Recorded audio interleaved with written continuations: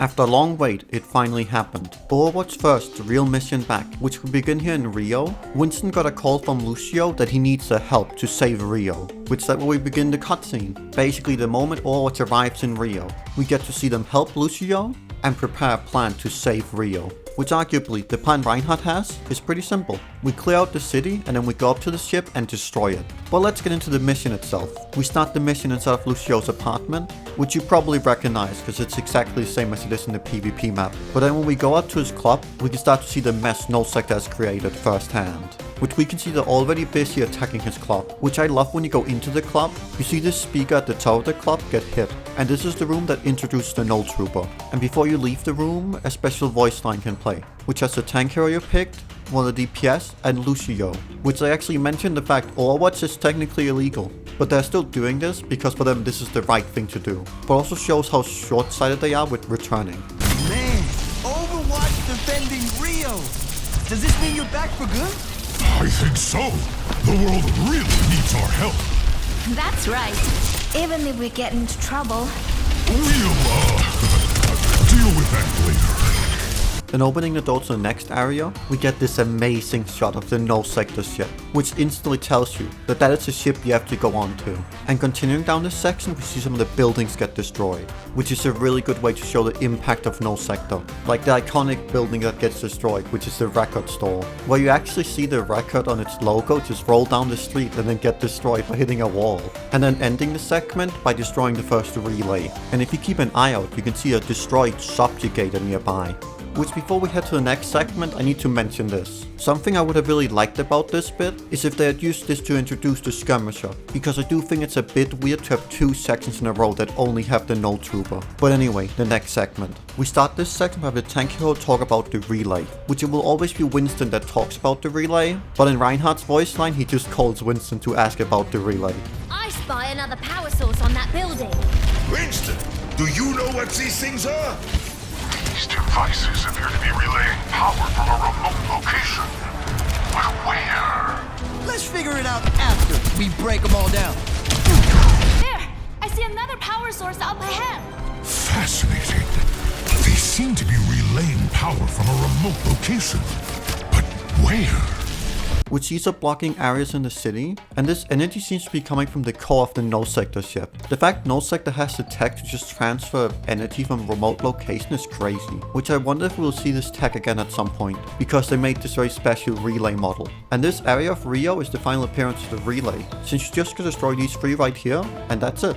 The section just ends and you go to the beach. But not to get ahead of myself, this is the section we finally meet the skirmisher. So Rio finally has some real enemy variety. And something I love about this section is this big pit they put here. So good fun to have this when you play a hero like Lucio, Reinhardt or Winston, because you're just allowed to boop so many Nullsector bots off the map. And now we get into the beach segment. We begin this segment finding some Null Troopers and some more skirmishers. And then they spawn in the first instance of the artillery, which this is now the PV starts getting interesting, since now we actually get to worry about the special units.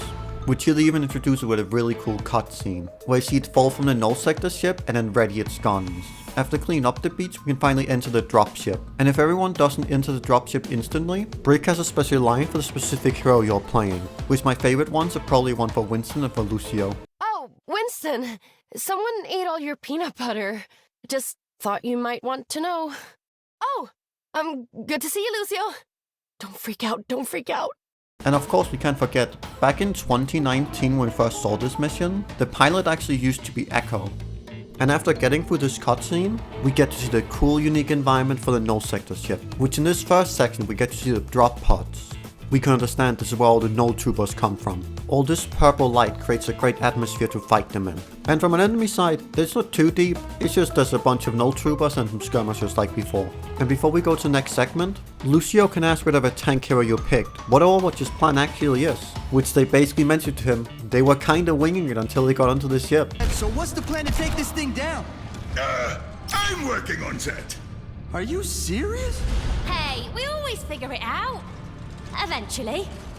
So now they hope they can figure out a way to get it down, which we thankfully do in the next room. And the door behind this room, we see the coolest set piece so far, which is the ship's factory line making the Null Troopers. And then we get into the final area before the boss, which is the last time in this mission we get to fight the artillery. Once at the beginning of the room when you walk in, and once again when you're done cleaning the room.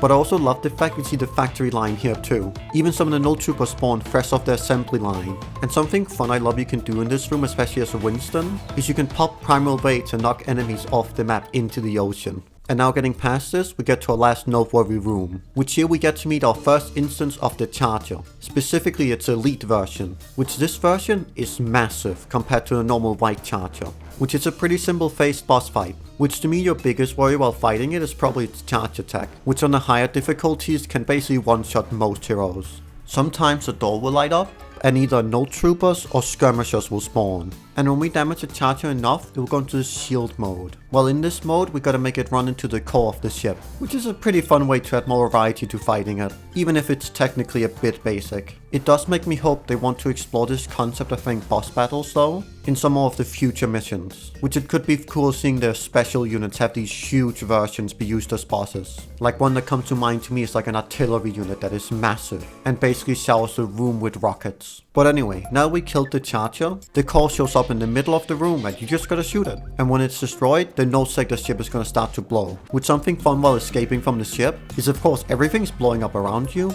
and the bots you fight have less health, and a lot of them are even missing body parts. So it's like the ship is throwing these unfinished bots at you as a last ditch effort to stop Overwatch. And then after getting through the escape sequence, we get to here, at the dropship, where Overwatch runs in the dropship and Brick does the best Roadhog hook recreation to save Lucio. And Lucio officially gets invited to join Overwatch. And we even get to see them land in Gibraltar, where we finally get to meet the New Blood, which Cassidy has brought along. Which just ends the mission here, right before Overwatch's next mission in Toronto. But before I'm done, there's a few things I want to mention again. So I really love some of the heroes that are playable in Rio, but especially after playing something like Underworld and Toronto, I almost wish they had the New Blood join Overwatch earlier.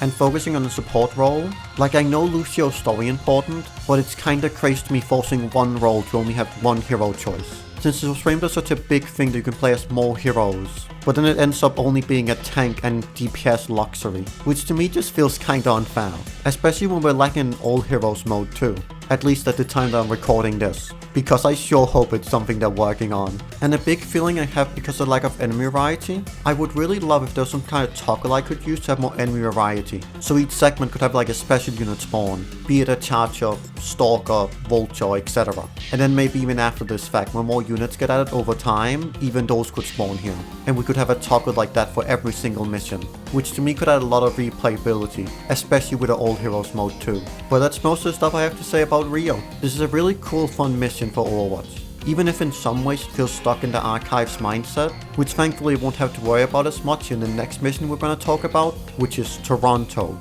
aka Liberation, which that to me when they really flex what they can do. But gushing about that's for next time. So please, tell me what you really like about the Rio mission, be it some moment from the story or something gameplay related. But anyway, have a good one everyone.